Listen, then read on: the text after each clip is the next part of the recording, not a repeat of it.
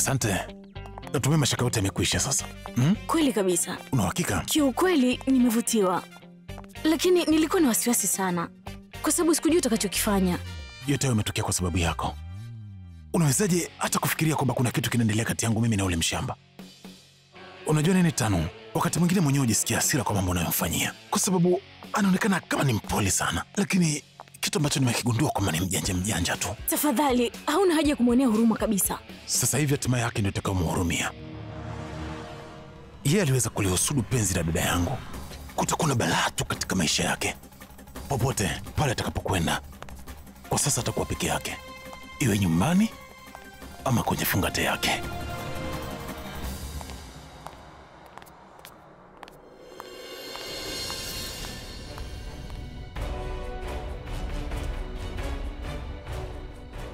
Huyo rafiki yako Abi amemwona dadangu mimi kwa makosa akidhania kwamba ni Bulbul. Abi alifikiri kwamba dadangu mimi ndio msichana pekee ambaye unampenda na dadangu mimi ndio msichana ambaye alisababisha umwache dada yake Abi. Na hajui kwamba msichana sio dadangu na msichana ambaye unampenda ni msichana mwingine, ila dadangu anapitia wakati mgumu sana pora. Bulbul alikuwa sahihi. Kila kitu kimetokea kwa sababu. Maisha ya Pragi yamevurugika kwa sababu yangu. Lakini amewezaje kufanya hivyo Abi? Yaani kwa sababu tu mimi nampenda mtu mwingine na sio dada yake Alia. Na ndio maana anacheza na maisha ya watu wengine. Nawachukia nyinyi na najichukia mimi. Haya yote yanatokea kwa sababu yangu.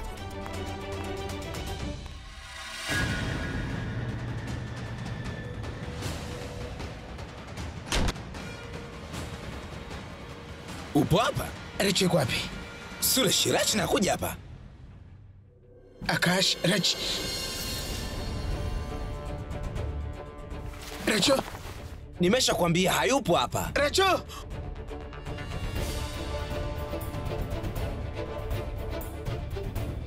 Recho. Recho yuko wapi? Suresh, nimesha kuambia mara kadhaa hayupo hapa. Hivi unadhani mimi ni mjinga eh? Nilisoma ujumbe ambao umemtumia Recho. Najua Recho yupo hapa. Suresh, ni kwa nini hauniamini mimi? Yeye hajaja hapa. Aucha kunisikiliza eh? Suresh. Suresh. Tafadhali sana ni. Kwani mimi nikuamini wewe? Hayupo. Kaa kimya.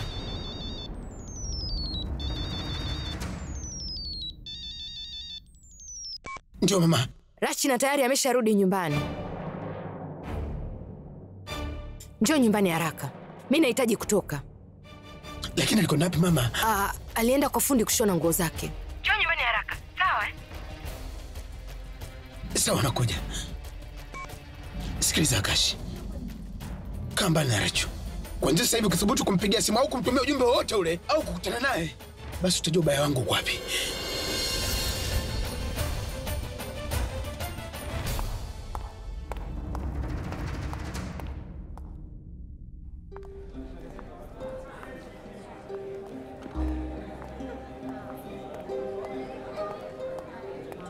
Daya, kagueni kila sehemu. Harakisheni, kagueni kote. Mkuu, umepata taarifa sio sahihi mkuu. Wewe kimya. Tumepewa taarifa kwamba kwenye hiyo hoteli kuna matumizi ya madawa ya kulevya. Hapana mkuu, kimya. Toeni watu wote nje.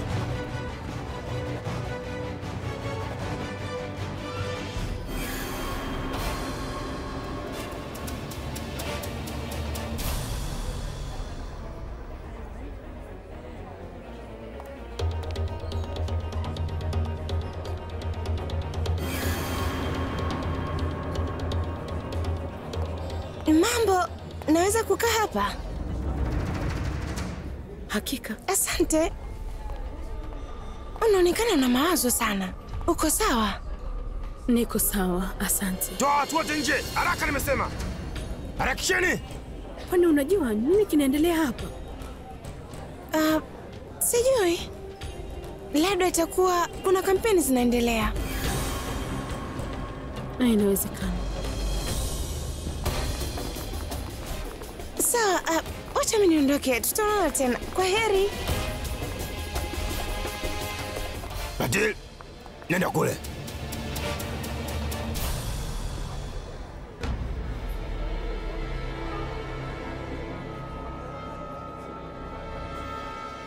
Naam. Shinde. Embuka gwelo begi. Begi? Begi la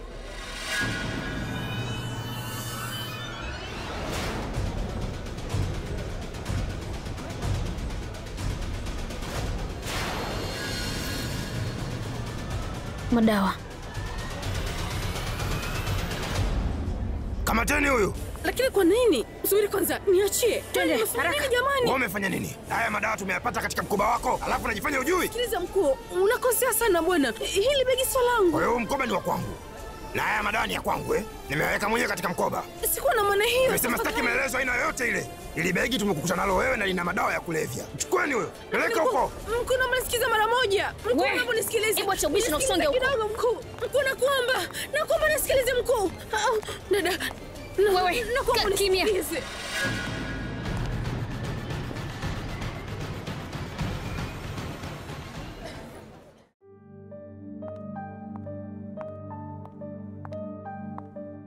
Ukimfikiria huku ukiwa umefumba macho, hutaweza kupata vielelezo. Usimfikirie sana. Unafikiria sana zaidi yangu. Najiuliza sijui hata ni lini mkataba wangu utaisha. Na ni lini utamwondoa mbali na maisha yako. Kitu ambacho nakitaka ni ndoa ya Purab na hali ifanyike haraka. Mara moja tu waoane. Nitamtupia nje maisha yangu huyu mwanamke miwani.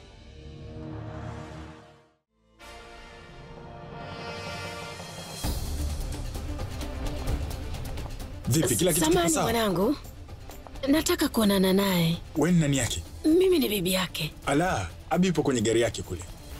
Una uhakika? Ndio, hapo tu.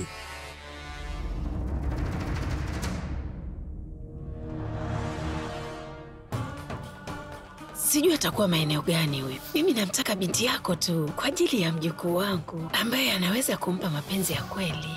Sasa umeshaanza maisha yako mapya kwa kumuoa msichana ambaye ni chaguo langu. Pragya, sasa ni jukumu lako na kuomba ukamtunze vyema mwanangu,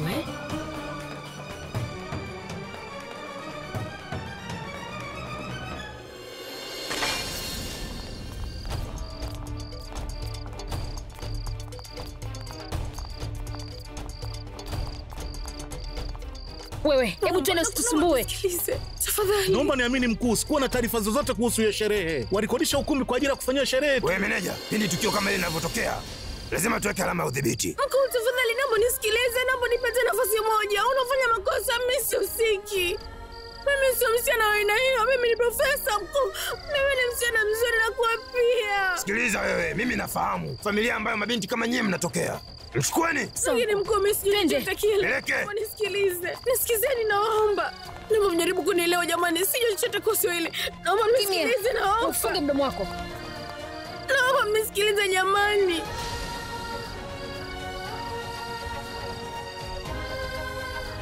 Naomba mniruhusu niondoke. Wewe, hebu tulia hapo. Afande, funga mlango. Lakini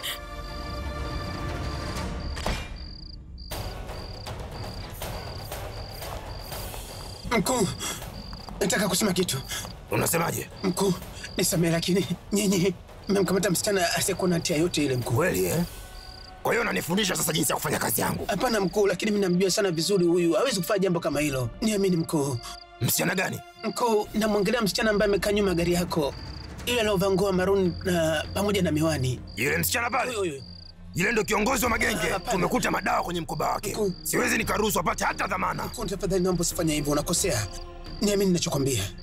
Unasemaje? Unakuja kumtetea mbele yangu? Wewe ni wakili wake au mshikaji wake? Mkuu, tafadhali sio kama hivyo basi. Wewe. Twende ukaeleze kila kitu kituo cha polisi. Ukijitia kuongea sana, basi naenda kuchukua nikusweke rumande.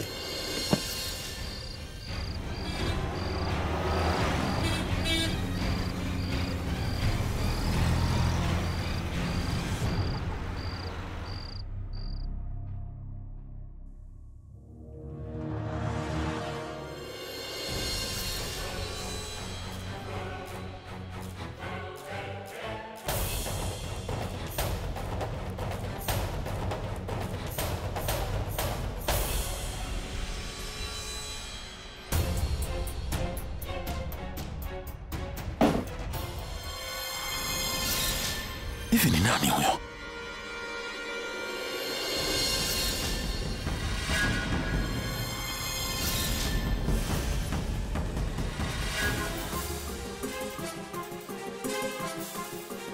Bibi.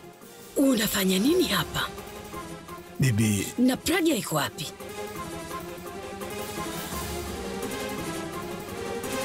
Na huyu anafanya nini hapa? Hivi huoni aibu? Haya jamani, nimerudi.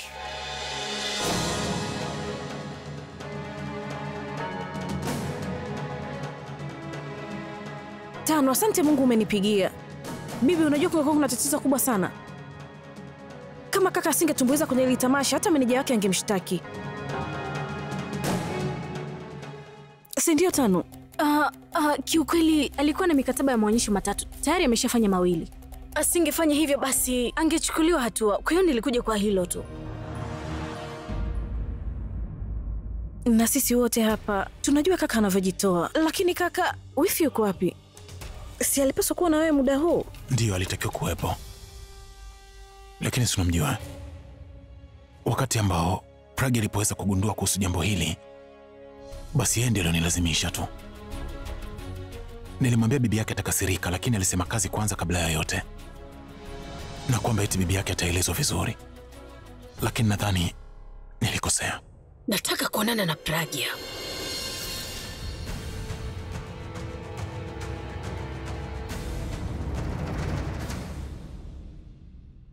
Ingeni huko. Haraka haraka. Haraka. Haya, pangeni mstari mmoja hapo. Haya, pangeni mstari mmoja hapo. Wote jipangeni vizuri.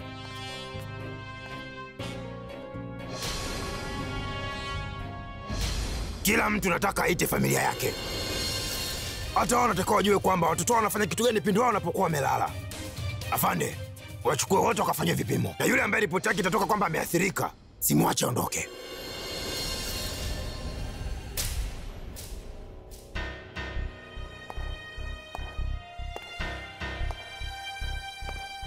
Na wewe, ulikuwa unaongea kitu gani pale? Unatoka kwenye familia unaojiheshimu sana eh? Imekuwaje? Hauna simu hapo? Shinde, mpatie hiyo simu awapigie familia yake. Njoo upige simu.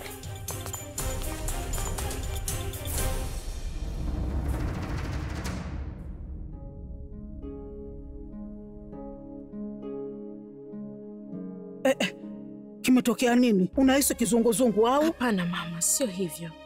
Lakini nahisi kama uoga.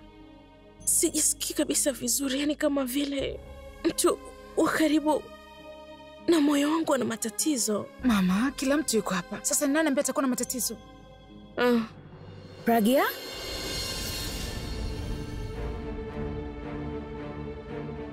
Mwe mjinga, hebu kaa kimya. Sasa anawezaje kuwa katika matatizo wakati unajua Abi yuko pamoja naye na walinzi 5 na yuko kwenye matatizo? Anafurahia tu. Lakini sasa ni kwa nini nihisi wasiwasi? Njoo, njoo kae hapa. Sara, una tabia kujipa wasiwasi. Na baadhi ya watu huwapata usingizi kwa kulala wakiwa na wasiwasi. Na pale mawazo yanapokuwa yanakuzidi, basi hata mwili nao unachoka. Kwa hiyo, wewe kuanzia sasa hivi utakiwi kuwa na wasiwasi. Simu inaita. Halo?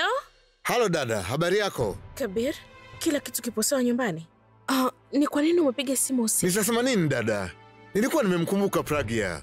Kwa hiyo, nikafikiria niongee na wewe. Hao wawili wameenda fungatela au Shimla. Basi utaniambia watakaporudi. Nataka kuona picha za Shimla. Ndio wameondoka tu, ila nitakujulisha pindi watakaporudi. Kusema kweli dada, nitaendelea tu kutafuta sababu za kukutana nao. Itakuwa vizuri kuwaona wana furaha. Nitawalika chakula cha mchana watakaporudi. Wewe, Sweeti na watoto wote njooni, sawa? Sawa dada, tutakuja. Haya, sawa, kwa heri. Kwa mwangalifu. Haya, vipi watoto wako wameisha?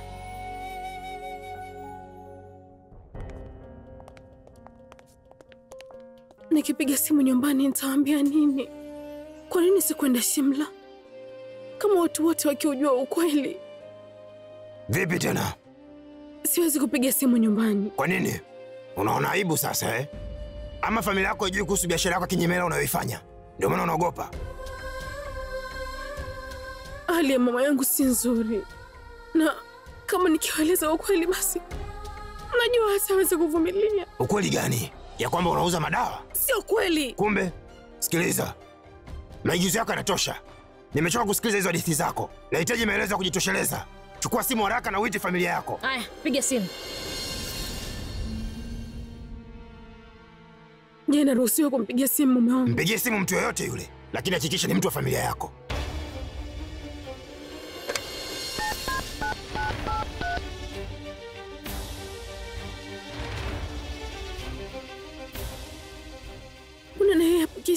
tena. Nini tena? Apokee simu yangu. Apokee simu? Huyo ni mumeo kweli unayempigia? Ama ni mmoja wa wapenzi wako? Hebu tafadhali naomba zungumze kwa adabu.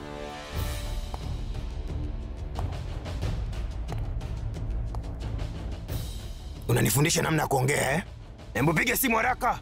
Si nimeshampigia simu, lakini hapokee simu yangu. Nani huyo ambaye hapokee simu? Anajikuta rais eh?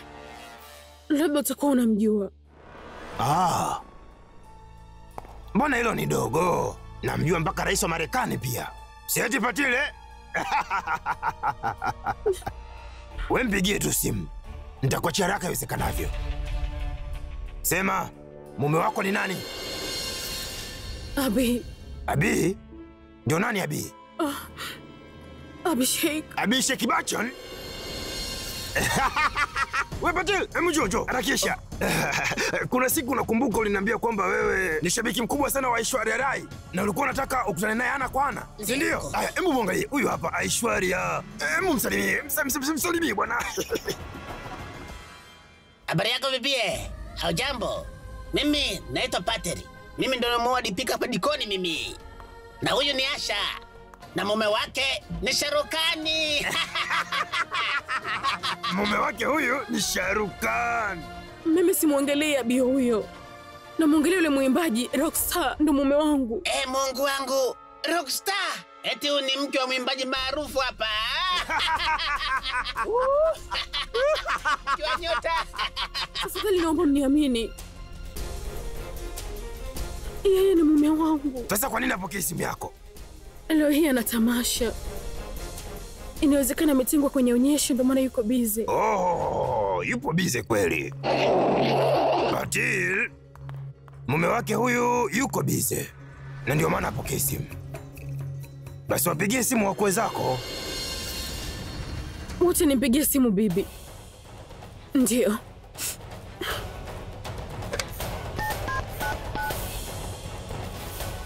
Hata bibi naye apokee simu. Inawezekana sasa hivi watoto wameshalala. Wewe, weka simu.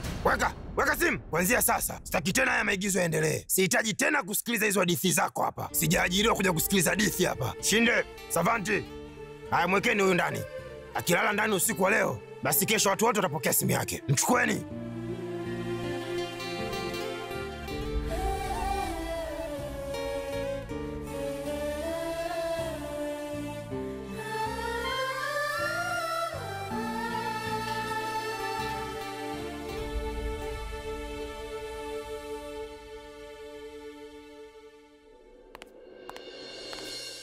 Mkuu tangia ameanza kulia. Inawezekana haongei uongo.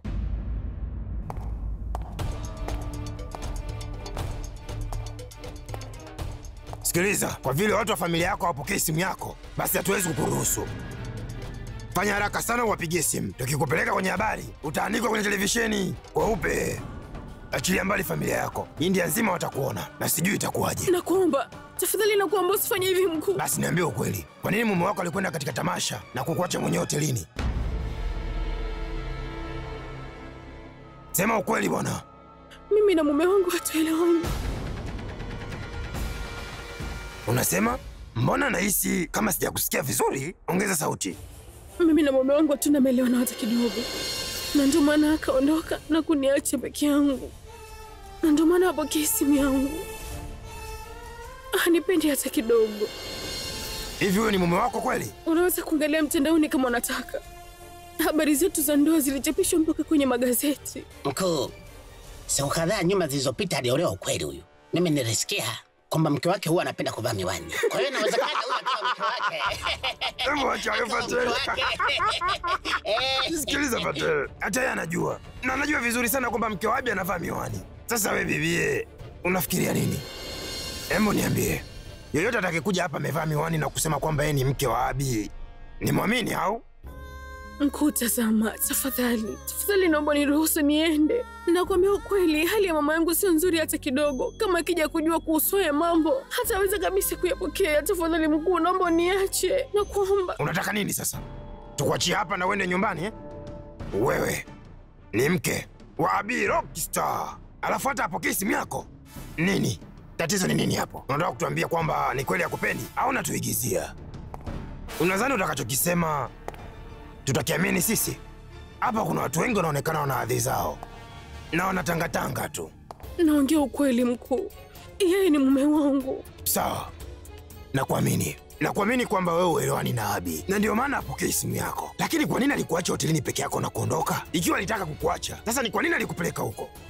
Tulikuwa tunatakiwa tuende katika fangati ya ndoa, lakini kwa sababu ya migogoro yetu aliniacha peke yangu katika hoteli na akaenda zake katika tamasha. Nisikilize, inawezekana ikawa ni kweli unachokisema. Sasa ni kwa nini alikuoa wewe? Hapo ndo sielewi kabisa.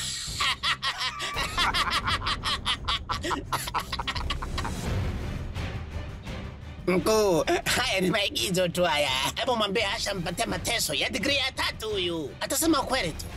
Mkuu, anasema ukweli huyu.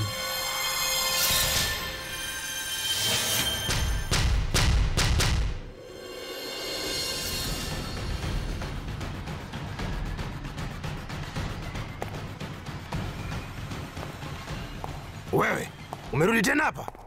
Subiri kidogo. Wewe ndio mume wake au nani yake? Hilo haliwezekani hilo. Wote wawili wamevaa miwani. Mkuu, mimi ni rafiki yake. Na pia mimi ni jirani yake, tunaishi mtaa mmoja. Tunafahamiana vizuri sana. Kwa hiyo wewe ni rafiki yake, basi ni lazima utakuwa unajua vizuri sana familia yake. Ndio. Sawa, anaenda kaita familia yake. Hakuna shida, mimi nitaenda kuita familia yake.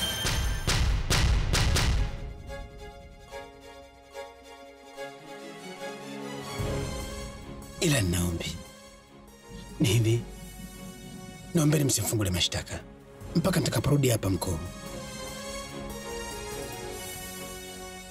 Tafadhali mkuu, naombeni msimweke huyu binti ndani.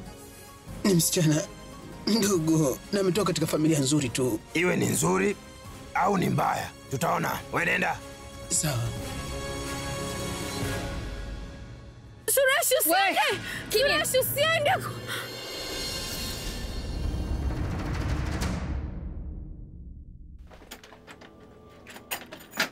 Macho manne.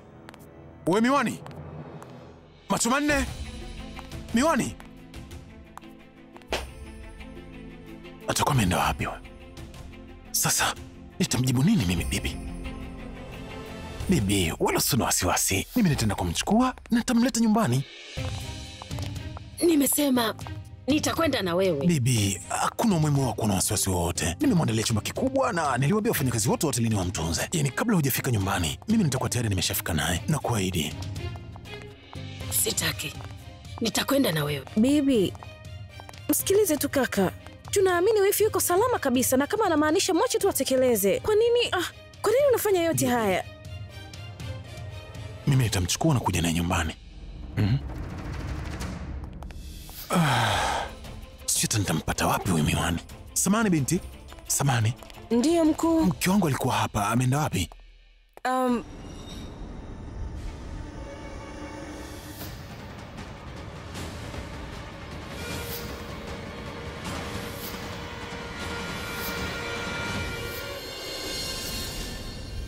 Tumeshatatua tatizo moja, limekuja lingine tena. Na nina uhakika hizi sababu zetu kwa bibi hazitasaidia. Kwani umekasirika sana? Nimekasirika sana. Hivi nyie ni watoto? Mpaka mkutane sehemu ya wazi. Ali, tulikuwa tuna... Tafadhali Tanu. Sawa, nyie fanyeni tu makosa lakini hakikisheni mkamatwi. Nyie watu mmeharibu kila kitu wakati mimi sipo. Mnashindwa hata kuangalia itamwathiri nani. Mimi ndo nitakayeteseka. Bibi atakuja kujua upande mmoja na upande mwingine. Sijui ni kitu gani Pragi atamwambia Purab. Nina uhakika kabisa hata nyinyi wawili hamjui alipo Purab wakati huu. Na sijui ni kipi anachofikiria. Nisamehe sana. Nilikuwa namweka Abi mbali na huyu msichana. Nikafikiri wakiwa kwenye fungate huyu msichana anaweza akamteka. Ulitakiwa kufanya kwa usalama Tanu. Mnawezaje kukutana sehemu ya wazi? Kwa taarifa yenu, kama mlikuwa hamjajua, hizi habari zimeenea sana kwa watu. Zinasambaa kama moto. Na bado hili halijaisha.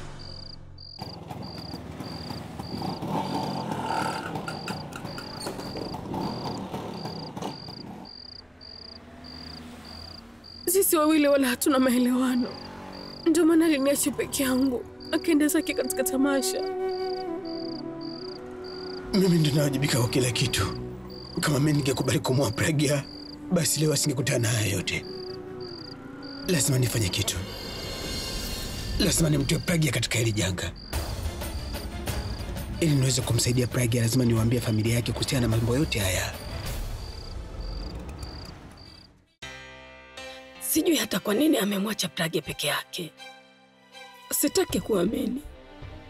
Atakuwa anafikiria nini? Bibi, inaonekana kama umepata habari nzuri sana Pragya alikuwa peke yake. Sawa yote hayo. Kuanzia sasa hivi hautakuwa ukiyataja majina yao na kunipa mimi ushauri.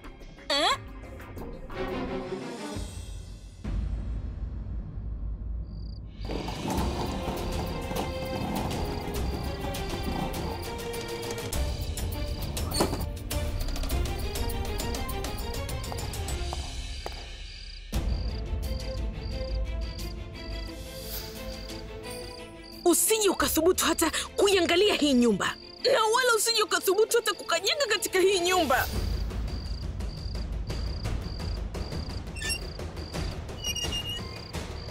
Bulbul, Bulbul, tafadhali nisikilize, tafadhali nakuomba. Hivi wewe kimekuleta nini hapa? Kichwa chako kizito sana. Chochote nitakuja kusema sitaki kujua kwa sababu mimi wala sijali kabisa. Hebu toka hapa wewe. Bulbul, nataka kuzungumza kitu muhimu na wewe kuhusu Pragya. Bulbul. Dada Pragya. Usihitaji kabisa jina la dadangu Pragya. Lakini kwa nini unakuwa unakuja hapa kila wakati? Wakati mwingine dukani, wakati mwingine unakuja hapa. Sikia, kama kabisa na maisha ya dadangu. Tayari ameshaolewa na ameshakwenda Shimla kwa ajili ya fungate. Haipo Shimla. Yuko hapa. Muda uliopita nilimwona hotelini tena akiwa peke yake. Hivi akili yako iko sawa kweli wewe? Kuona dadangu anakuwa na furaha sana. Unaanza kutunga visentence vyako? Bulbul. Sasa kwa nini mimi nitunge hadithi? Tafadhali naomba uniamini mimi. Sikiliza Bulbul. Muda uliopita nilienda kumwangalia Rachna katika hoteli fulani hivi. Lakini wakati nilipofika pale, nilimwona Pragya kule.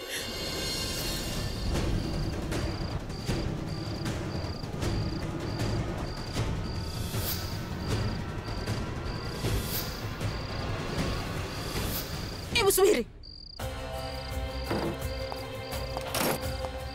Pragya yupo katika kituo cha polisi. Na mimi nimemwacha huko. Maafisa wa polisi wanamdhihaki kweli kweli na wanamuuliza maswali ya kushangaza na kumkejeli. Suresh, sikia, kama mtu yote atakusikia hapa basi tatizo litakuwa kubwa.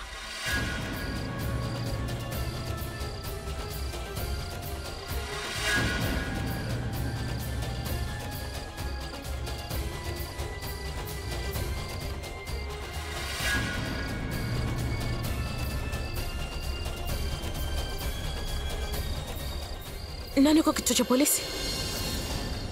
Nao polisi wanataka kumhoji nani? Hakuna yote mama. Hii ni hadithi tu mama. Si ndio Suresh?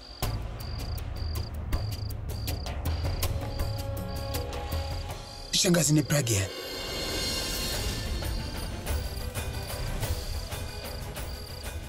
Pragya yupo kituo cha polisi.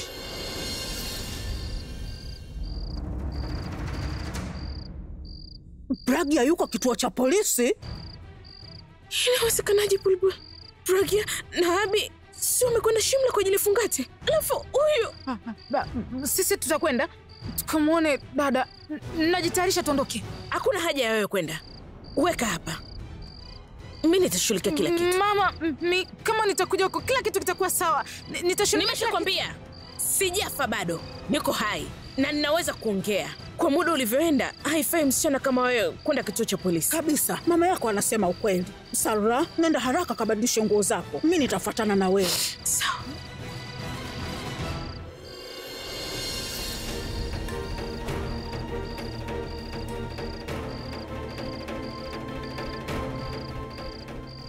Mkuu. Familia ya yule msichana imefika na kuthibitisha utambulisho wake. Na hizi ni sampuli za uchunguzi wa majibu yake. Batil. Ndio mkuu. Kwani uliwaambia wanahitajika kuja hapa tena baada ya majibu kuja? Ndio, nimewaambia. Mkuu, tumfanye nini huyu?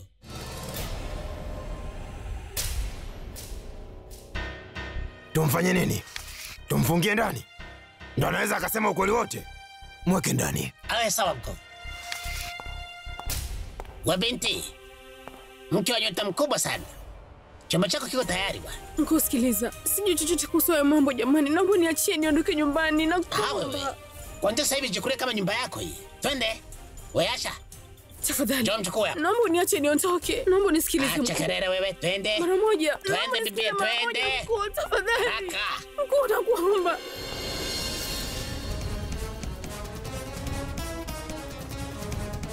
Pragya.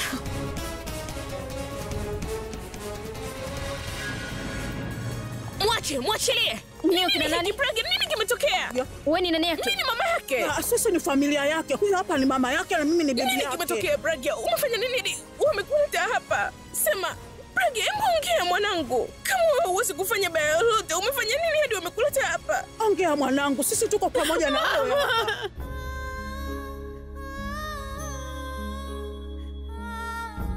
Pragya, sikiliza. Niambie chochote kile kilichotokea. Mama Pragya, waambie ukweli. Huna haja ya kuficha chochote kile. Ukweli wako ndio utakao kuweka huru hapa.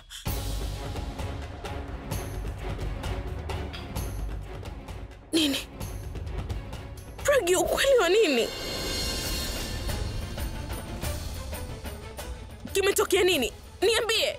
Wewe si uliko kwa Shimla? Abhishek yuko wapi? Abi yuko wapi? Pragya, niambie, Abi yuko wapi? Huyo hapo Abi.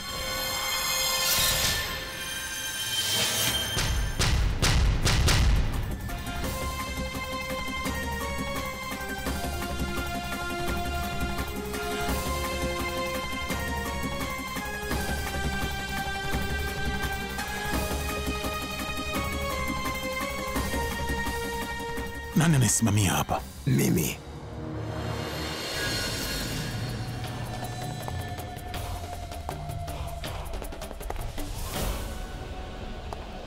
Wewe unathubutu vipi kumshikilia mke wangu? Yeye ni mke wako? Hapana, ni mke wako wewe basi. Nilianguka tu kukutana naye. Kwani wewe hauna kazi nyingine?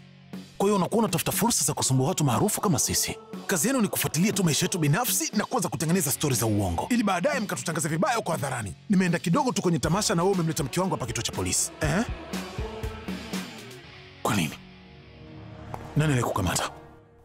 Zamani mkuu, hatukujua kwamba ni mke wako. Sisi tulizani kwamba anasema uongo kwa kuja kwa mwenyewe, kwa hiyo lazima angeongea. Kwa nini aongee uongo? Kwa nini msichana kama huyu aongee uongo? Kwa nini? Kwa nini msichana wa kawaida kama huyu asiwe mke wa nyota wa muziki? Siangalii sura ya mtu, naangalia moyo. Na kwa upande wangu, hisia ni kitu cha muhimu. Na unawezaje kumkamata mtu bila kumfanyia mahojiano yoyote? Na wewe ulishindwa kabisa kuambia hawa kwamba wewe ni mke wangu mimi?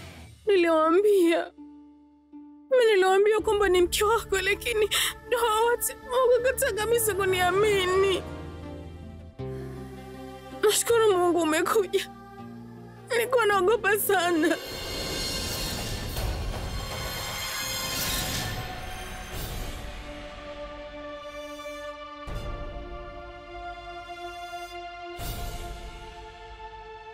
Kwa ajili ya mama.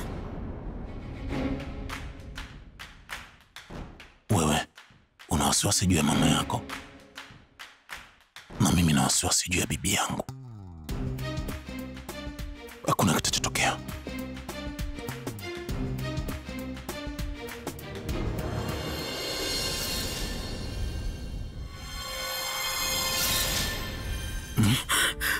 Samahani. Mimi sikutaka kabisa kukusumbua. Tafadhali nakuomba usiingie na wasiwasi kwa sababu yangu. Naomba nisamehe sana. Kila kitu kimetokea kwa sababu yangu. Nilisema kwamba nataka kukaa na wewe, alafu kwa nini sasa na wewe uliondoka? Vipi kama ningepata hasara yoyote? Hakuna cha muhimu zaidi yako. Hakuna.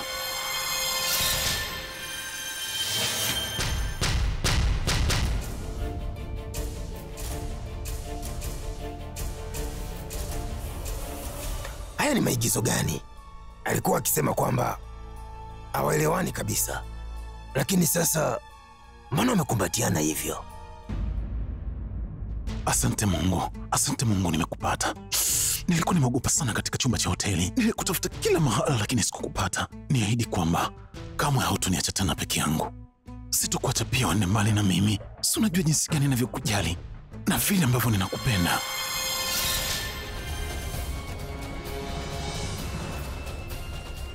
Ikiwa chochote kile kitatokea kwako, unajua vizuri kile ambacho kitatokea kwangu. Nakupenda. Mkuu, huyu alisema ya kwamba mume wake ampendi kabisa. Watizame sasa hivi, wanaonekana kama kila mmoja kaumbwa kwa ajili ya mwenzake. Lembo, usiseme chochote, vinginevyo atasema ya kwamba polisi ndio wamemshinikiza kusema hivyo. Huyu ni mke wa nyota mkubwa na sisi ndio tumemleta hapa. Ikiwa hizi habari zitachapishwa kwenye magazeti, tutapoteza kazi zetu.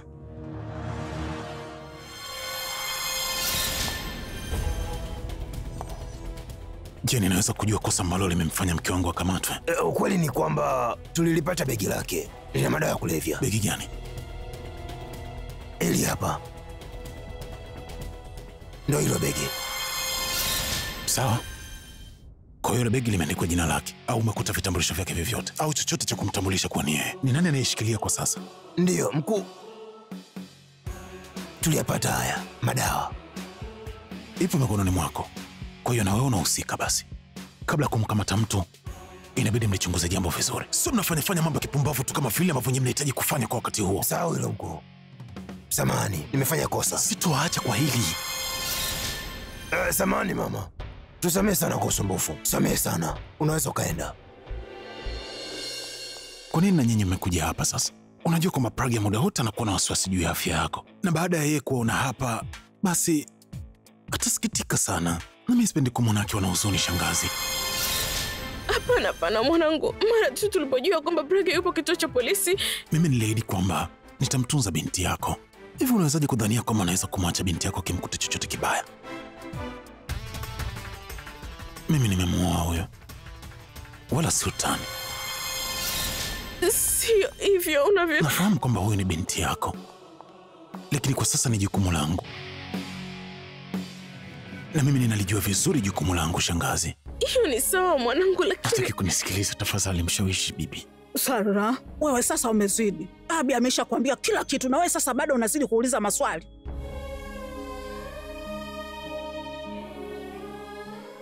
Uko sawa. Uko sawa. Mimi najisikia vibaya sana kwamba umekuja mpaka kituo cha polisi kwa sababu yangu. Mambo mengi sana yametokea. Habari hizi zinaweza kwenda kuchapishwa katika magazeti kila mahali. Wasimwe. Abi amesimamia kila kitu. Hata hivyo, hii imenisumbua sana na hii ilimenipa wasiwasi. Lakini kuna kitu ambacho nashindwa kuelewa. Nyie mlitakiwa muheshimla kwa ajili ya fungate lenu. Ni kweli. Tulitakiwa kuondoka na ndege jioni, lakini tulichelewa ndege. Kulikuwa na theluji kimiminika. Hivyo tukaona ni bora kama tukitumia siku moja hapa tukiwa pamoja, mimi na mke wangu. Sara, hebu tuondoke. Kila kitu kipo sawa sasa hivi. Twende.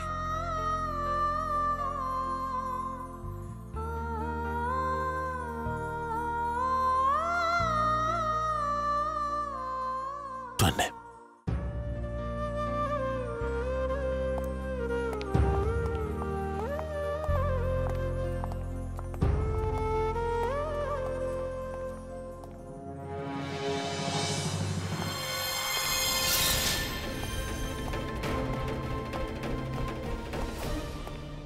Nadhani ulikuwa sahihi kabisa mwanangu.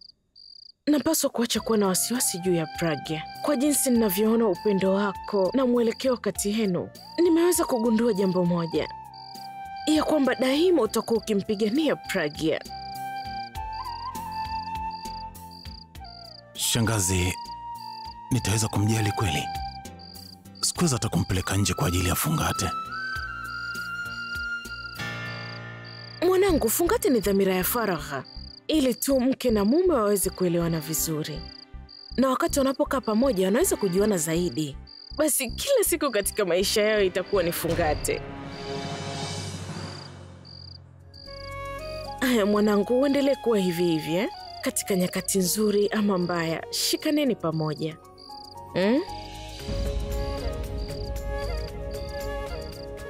Usijali kabisa shangazi, nitamtunza zaidi binti yako kuanzia hivi sasa.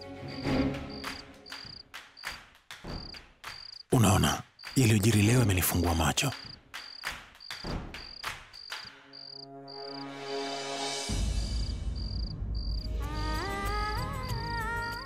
Uwe na furaha.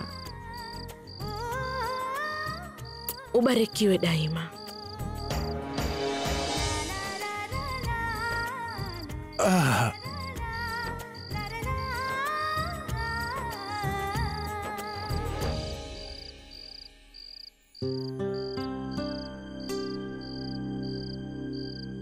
Asante. Asante.